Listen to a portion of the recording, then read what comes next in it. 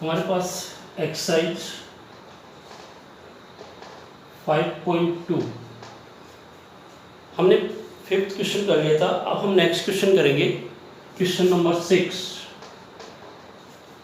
Question number 6 हमारे पास है, check whether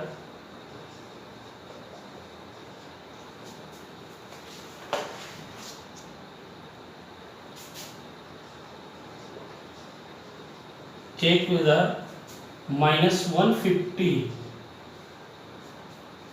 is a term of the AP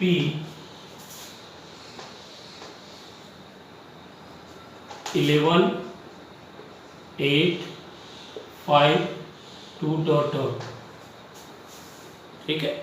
अब question number 6 हमारे पास ये है कि हमें ये चेक करना है कि -150 जो है वो इस AP का एक टर्म होना चाहिए। ठीक है, टर्म का मतलब n, एक नंबर होना चाहिए। तो फर्स्ट हम AP में देखते हैं। अगर तो AP में A हमें गिवन है 11, D हमारे पास है A2 - A1 यानी 8 - 11, तो D हमारे पास है -3। और ये जो -150 हमें दे रखा है ये टर्म है। अगर इसका हम टर्म मान के चले, मान लो वो टर्म क्या है, लास्ट टर्म है, तब ये an हमारे पास क्या हो गया, वो -150 हमारे पास हो गया an। ठीक है, क्योंकि nth टर्म हमें फाइंड करना है, तो ये an है। अब हमें ये बताना है कि यहाँ ये n क्या है, 1 है, 2 है, 3 है, 4 है, 6 है, कुछ भी है। तो an = -150 गिवन, इसका मतलब a + n - 1 d = -150। अब हम वैल्यूज पुट करते हैं। देखो, a की वैल्यू है 11 प्लस n हमारे पास है नहीं, n - 1, d हमारे पास है -3 = -150। 11 प्लस 11, अब -3 से -n को प्लस n को मल्टीप्लाई करेंगे तो -3n, माइनस माइनस प्लस 3 = -150। ये 11 प्लस 3 आपके पास हो गए 14, -3n = -150। 14 उधर जाएंगे तो -3n = -150, और ये भी माइनस के 14 हो गए तो -3n = -164। ठीक है, माइनस आपका हो गया कैंसिल। तब आपके पास n = आया 164/3, यानी n = आ रहा है 54 2/3। तो ये जो 54 2/3 है ये आपका नेचुरल नंबर नहीं, क्योंकि नंबर्स ऑफ टर्म्स हमेशा किस में आनी चाहिए, नेचुरल नंबर में आनी चाहिए। ये तो आपका रेशनल नंबर में आ रहा है। ठीक है, तो ये नेचुरल नंबर में नहीं है, दैट मीन्स कि ये -150 जो है वो इस AP का टर्म नहीं है। तो हम यहाँ लिख देंगे कि -150 is not term of the AP। ठीक है, कि ये जो -150 है is not a term of AP। क्यों नहीं है? क्योंकि मैंने आपको बताया कि n नेचुरल आएगा। नेचुरल का मतलब 1 2 3 4 5 काउंटिंग आएगी, कंप्लीट काउंटिंग आएगी, तो ही वो उसका क्या होगा, टर्म होगा। अगर उसके अलावा कोई और नंबर आ जाता है, चाहे वो डेसिमल में आए, चाहे वो इरेशनल में आए, चाहे वो रेशनल में आए, चाहे वो होल में आए, होल का मतलब केवल 0, तो वो कभी भी क्या नहीं हो सकता, उसका टर्म नहीं हो सकता। ठीक है, आपका कॉमन डिफरेंस 0 आ सकता है, लेकिन n कभी भी 0 नहीं आ सकता। n 0 आने का मतलब क्या हुआ कि वो सीरीज ही नहीं है, क्योंकि टर्म ही नहीं है, वहाँ पर टर्म 0 आ रहा है, इसका मतलब वो AP नहीं है। ठीक है, तो किसी भी को भी अगर हमें चेक करना हो, ये पता करना हो कि वो इस एपी का टर्म है या नहीं है, तो जो नंबर हमें गिवन है उस नंबर को आपको क्या लेके चलना है, an लेकर के चलना है। an का फॉर्मूला होता है a plus n minus one D, ठीक है। तो ये जो -150 है वो इसके इक्वल हो गए। हमें वैल्यूज इस सीरीज से जो हमने वैल्यूज निकाली वो वैल्यूज इसमें पुट करके हम n की वैल्यू निकाल रहे हैं, लेकिन n की वैल्यू जो है वो इंटीग्रल नंबर में नहीं आ रही है, मीन्स कि वो नेचुरल नंबर में नहीं आ रही है, और नेचुरल नंबर में नहीं आने के कारण -150 जो है वो आपका इस एपी का क्या नहीं है, टर्म नहीं है। तो ये आपका था क्वेश्चन नंबर 6। अब नाउ हम क्वेश्चन नंबर 7 लेते हैं कि क्वेश्चन नंबर 7 में क्या है।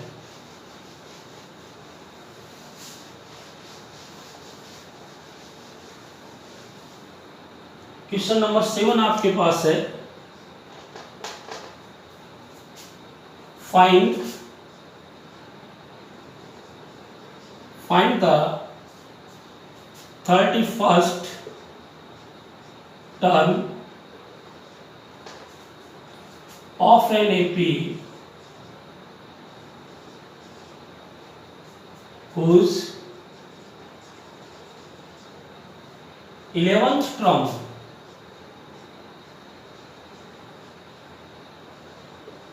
is 38 and the 16th term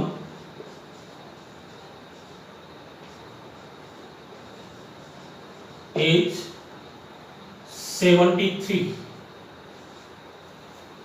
ये हमारे पास क्वेश्चन नंबर 7 है। इसमें कहा गया है कि find the 31st term of an AP. एक एपी का हमें कौन सा टर्म फाइंड करना है, 31st टर्म फाइंड करना है। Whose 11th term is 38। 11th term का मतलब A11 वो आपको 38 गिवन। अब A11 का मतलब क्या हो गया, A plus 10D is equal to 38। आप 10D उधर ले जाइए तो A इजिकल टू आपके पास आ जाएगा 38 माइनस 10D। ये आपकी इक्वेशन नंबर 1 हो, ठीक है। And the 16th term, 16th term का मतलब A16 इजिकल टू आपको 73 गिवन है, ठीक है। A16 का मतलब A plus 15D is equal to 73।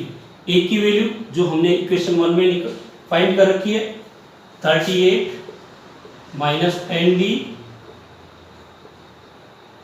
Plus 15D is equal to 73। अब ये 38 है ही, अब यहाँ 15D में से आपने 10D माइनस किया तो आपके पास प्लस के 5D रह गए इक्वल टू 73। 38 उधर जाएंगे तो 5D is equal to 73 minus 38, positive से नेगेटिव हो गए, यानी 5D इज इक्वल टू आपके पास आ गया 35 माइनस करने पर, और D इज इक्वल टू आपके पास आ गया 7। ये हमने D की वैल्यू फाइंड कर। अब हम A की वैल्यू फाइंड करेंगे, वो इक्वेशन फर्स्ट से, from equation first. Equation first क्या है, a plus A is equal to 38 minus 10D, D क्या है 7, तो a इज इक्वल टू हो गया 38 माइनस 72 70, तो a इज इक्वल टू आपके पास आ गया 32 माइनस के, यह आपका आ गया a। हमने दोनों चीज फाइंड कर ली, a भी फाइंड कर लिया और d भी फाइंड कर लिया। अब हमें फाइंड करना है 31st टर्म यानी A31। A31 is equal to क्या होगा, A प्लस 30D। A आपके पास क्या है माइनस 32, 30 इंटू डी क्या है 7, यानी माइनस 32 प्लस 210, माइनस करते हैं तो 178। ये आपका क्या हो गया A31 टर्म हो, ठीक है। ये आपका A31 टर्म है जो हमें फाइंड करना था, यानी 31st टर्म ऑफ NAP। तो उसका हमें 11 टर्म गिवन था, 11 टर्म की हमने क्या बना ली, इक्वेशन बना ली। 16th टर्म गिवन था, 16th टर्म की इक्वेशन बन गई। और उसके बाद में हमने डी और ए फाइंड किया। डी और ए यानी common difference of first term find करने के बाद हमने 31st टर्म फाइंड किया। तो ये हमारा हो गया क्वेश्चन नंबर 7। अब हमारे पास है क्वेश्चन नंबर 8। क्वेश्चन नंबर 8 में क्या है, हमसे क्या पूछा गया है वो हम देखते हैं। क्वेश्चन नंबर 8 इसी एक्सरसाइज का क्वेश्चन नंबर 8 है। पहले हम राइट डाउन करते हैं। An A P consist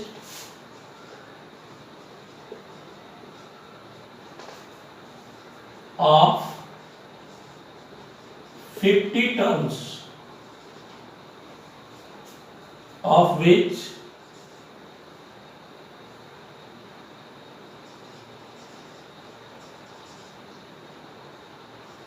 3rd term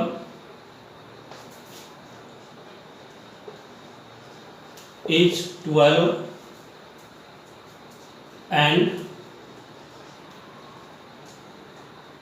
the last term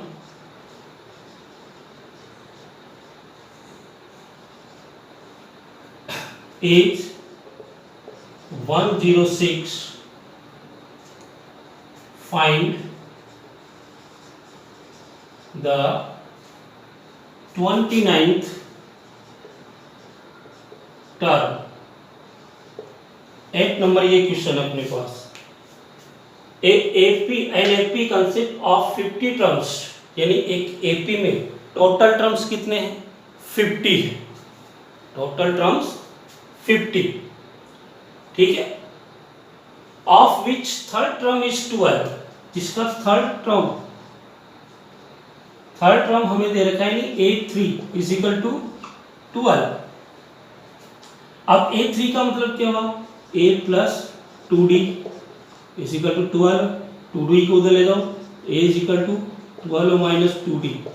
ये क्वेश्चन नंबर 1 हो गया। एंड द लास्ट टर्म क्या है? 50 है, क्योंकि उस AP के कंप्लीट टर्म उसमें कितने हैं? 50 है, तो लास्ट टर्म 50 हो गया, यानी A50। और लास्ट टर्म हमें दे रखा है 106, यानी A50 इज इक्वल टू हमें गिवन है 106। A50 का मतलब क्या हुआ? A plus 49D is equal to 106, ठीक है। अब A की वैल्यू हमारे पास क्या है? 12 माइनस 2D, तो 12 minus 2D plus 49D is equal to 106, और 12 है, इनको माइनस करने पर plus 47D is equal to 106। 12 उधर ले जाओ, तो 47D is equal to 106 minus 12, तो 47D इज इक्वल टू हो गया 94, और D इज इक्वल टू आपके पास आ गया 94/47, यानी D इज इक्वल टू आ गया 2। D की वैल्यू आपके पास 2 आ गई। अब D की वैल्यू इक्वेशन फर्स्ट में पुट करेंगे और A की वैल्यू निकालेंगे, यानी from equation first A equal 12 minus 2, D भी 2 है, तो A इक्वल 12 माइनस 4, यानी A की वैल्यू आपके पास आ गई 8। D की वैल्यू आपके पास आ रही है 2 और A की वैल्यू आपके पास आ रही है 8। दोनों वैल्यूज आपके पास आ गई। अब आपको फाइंड करना है 29th टर्म, यानी A29, यानी A प्लस 28D, ठीक है। तो A आपके पास है 8 प्लस 28D आपके पास है 2, 8 प्लस 56 यानी 64। आपके पास 29th टर्म कितना आया? 64 आया। तो कोई भी आपको क्वेश्चन गिवन है, फर्स्ट क्वेश्चन को रीड आउट कीजिए, उसमें देखिए कि क्या हमें गिवन है और उससे हमें क्या फाइंड करना है, ठीक है। अगर डायरेक्ट वैल्यूज गिवन है तो आप डायरेक्ट फाइंड कर सकते हो। अगर उनकी इक्वेशन बन रही है तो आप इक्वेशन से, जो थर्ड चैप्टर में हमने पढ़ा था, सब्स्टिट्यूशन या एलिमिनेशन, किसी भी मेथड से आप उस इक्वेशन से जिसकी वैल्यू आप फाइंड कर सकते हो। अगर इक्वेशन A और D की बनी है तो A और D फाइंड कीजिए, अगर ए और एन की बनी है तो ए और एन फाइंड कीजिए, डी और एन की बनी है तो डी और एन फाइंड कीजिए। फिर आपके पास आप देख लीजिए कि आपके पास 3 टर्म्स हो जाएंगे। और मैंने कहा है 3 टर्म्स अगर हमारे पास हो जाता है तो हम क्या कर सकते हैं, 4th टर्म्स यानी मिसिंग टर्म हम आसानी से फाइंड कर सकते हैं। तो ये अपना हो गया क्वेश्चन नंबर 8। अब हम एक क्वेश्चन और लेते हैं, क्वेश्चन नंबर 9। क्वेश्चन नंबर 9 में हमें गिवन है, इसी तरह का क्वेश्चन है वो, कोई अलग क्वेश्चन नहीं है आपके पास, सारे क्वेश्चन इसी तरीके से आएंगे। बस आपको क्वेश्चन देखना है। मैं पहले क्वेश्चन लिख रहा हूं। क्वेश्चन नंबर 9 है, if the third term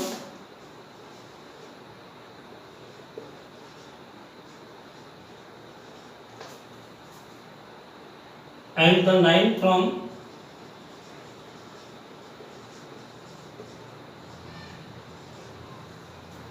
of an AP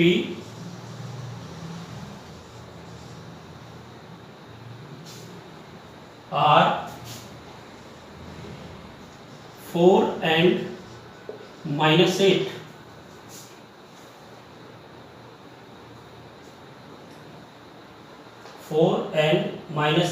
respectively,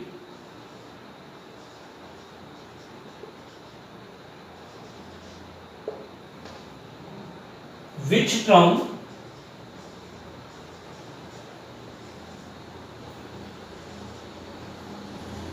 of this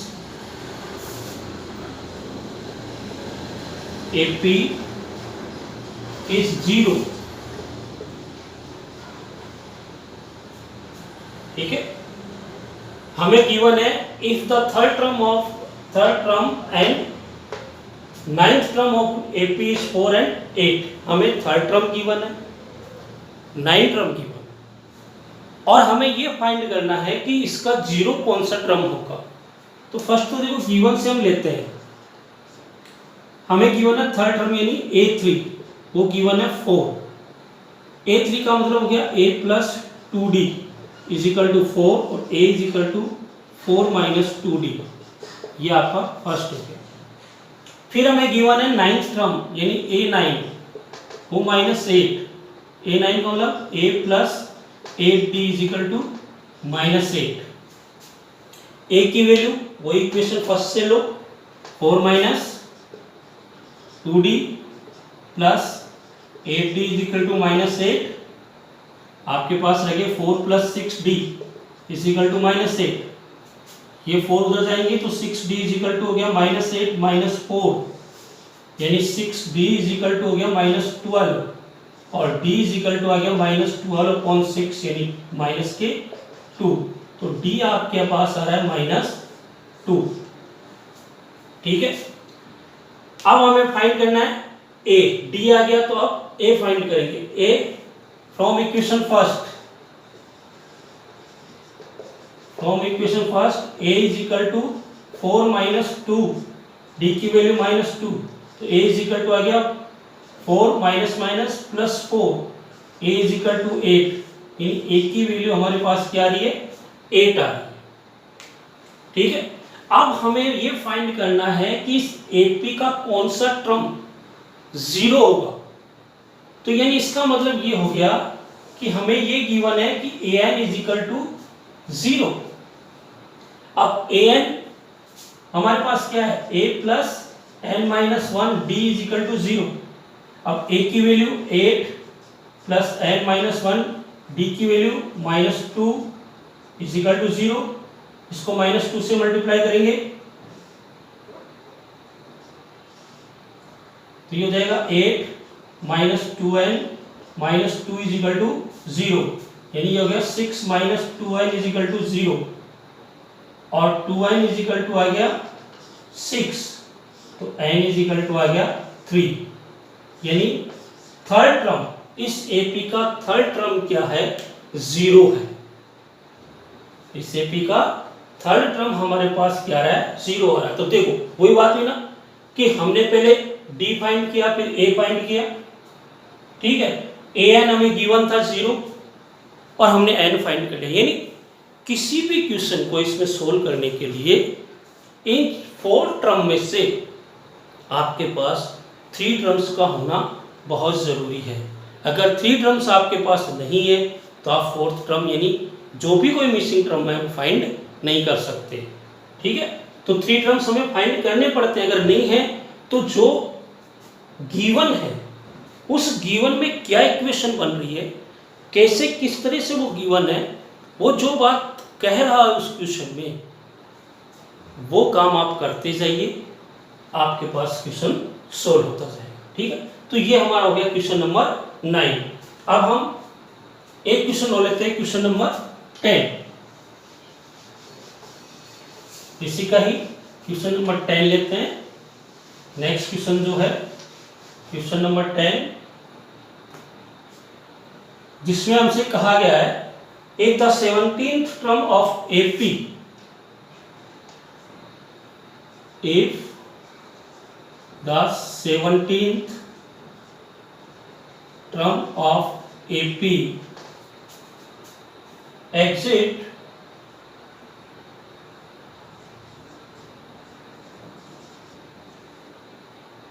exits its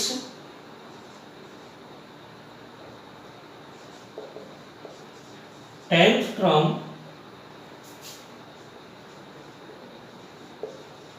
by 7, find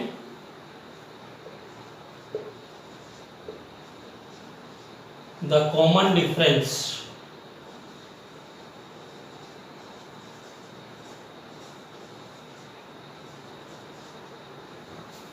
ठीक है, ये अपना क्वेश्चन नंबर 10 है। इसमें कहा गया है कि the 17th term of an AP exit its by 10th term by 7। ठीक है, यानी ये जो 17th टर्म है वो इस 10th टर्म से 7 मोर देन है। तो अगर हम इसकी इक्वेशन बनाते हैं, इसका मतलब A17 is equal to A10 plus 7, equal हो गया दोनों, क्योंकि ये तो कह रहा है कि 17 टर्म जो है वो A10 से कितना ज्यादा है, 7 ज्यादा है। तो हमने A10 में 7 प्लस कर दिया, अब दोनों इक्वल है। ठीक है, तो A17 का मतलब क्या हुआ, A प्लस 16D। A10 का मतलब A plus 9D plus 7, A से A आपका कैंसिल हो रहा है, 16D, ये 9D इधर आएंगे तो minus 9D is equal to 7, माइनस करेंगे तो 7D इज इक्वल टू 7 और D इज इक्वल टू 1, यानी हमारा कॉमन डिफरेंस क्या आ रहा है, 1 आ रहा है। 7 को 7 से डिवाइड करेंगे तो क्या आएगा, 1 आएगा। ठीक है, तो जैसा क्वेश्चन आपको लिखा गया है, ठीक है, वैसा ही आपको करना है। अगर आप वैसा करोगे तो क्वेश्चन में कोई ज़्यादा आपको हार्ड नहीं आएगा, क्वेश्चन फटाफट आपका सोल्व हो जाएगा। इस 5.2 एक्सरसाइज के हमने 10 क्वेश्चन कर लिए लगातार। अब इसके बाकी जो बचे हुए क्वेश्चन हैं वो क्वेश्चन भी हम 1 बाय 1 करके सोल्व करेंगे, लेकिन आपको क्या करना है, इन क्वेश्चनों को रिवाइज करना है। इन क्वेश्चनों को आपको फेयर कॉपी में करना है, SW में, और बाकी नेक्स्ट क्वेश्चंस जो है वो क्वेश्चंस आपको सोल्व करने हैं। ठीक है, जो क्वेश्चन नहीं आए उसको छोड़ देना, कोई दिक्कत वाली बात नहीं। क्यों? क्योंकि नेक्स्ट वीडियो में मैं आपको वो क्वेश्चन समझाऊंगा, लाइव स्ट्रीम में भी मैं आपको क्वेश्चन समझाऊंगा। और एक मेन चीज़ बात आप याद रखिएगा, आपको लाइव स्ट्रीम अटेंड करनी है, क्योंकि लाइव स्ट्रीम से ही आपकी अटेंडेंस होगी। जो लाइव स्ट्रीम अटेंड नहीं कर रहा है, ये मान के चलो कि उसकी एब्सेंट लग रही है, प्रेजेंट नहीं लग रही। और जब अगर हमारी अटेंडेंस काउंटिंग की बात आएगी तो हम शॉर्ट हो जाएंगे। तो लाइव स्ट्रीम, लाइव क्लासेस, आपके पास मैसेज आता है, स्टडी बेस में जाकर के आप अपने मैसेज देखिए, वहाँ आपको शेड्यूल भी दे रखा है कि कौन से डेट को कौन से टाइम पे कितने बजे आपकी लाइव क्लास होगी, कौन से सब्जेक्ट की होगी। उस दिन आपको जाकर के लाइव क्लास अटेंड करनी है, और अटेंड करके बैठना नहीं है।